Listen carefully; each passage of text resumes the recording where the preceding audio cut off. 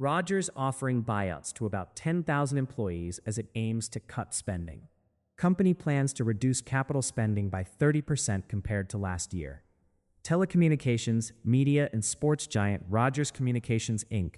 confirmed to CBC News on Monday that it is offering voluntary buyouts to about 10,000 eligible employees.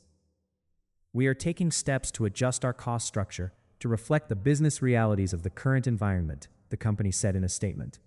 As part of this, some teams have chosen to offer voluntary departure and retirement programs to give some employees the choice to decide whether they'd like to stay with the company or begin a new chapter. Rogers Communications did not confirm how many people it expects will take the buyout offer, but the company previously stated in its 2025 annual report that it employs about 25,000 workers. The job reduction, first reported by the Globe and Mail, comes after the company said in its quarterly report last week it plans to cut capital spending by 30% compared with last year, citing a punitive regulatory environment and competitive pressures.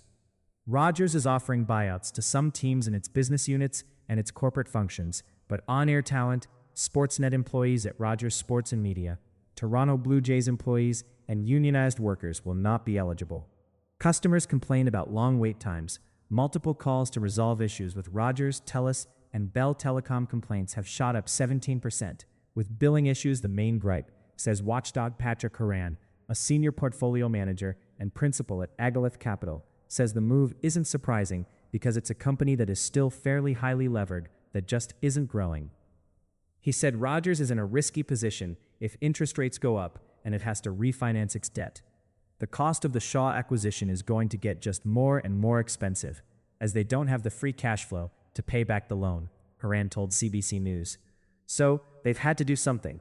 Rogers acquired former rival Shaw Communications in a $26 billion deal that was finalized in August 2023.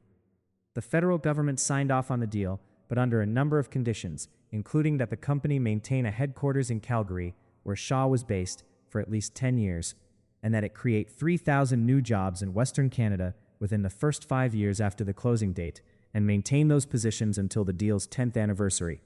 Rogers reaffirmed that commitment in its last annual report. Horan said Rogers needs to bring down its operating costs in order to boost cash flow. Employees are the biggest expense when it comes to that.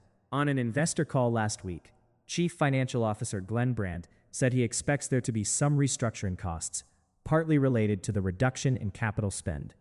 Rogers shares closed Monday afternoon at $49.85, up 1.2% from the end of trading on Friday.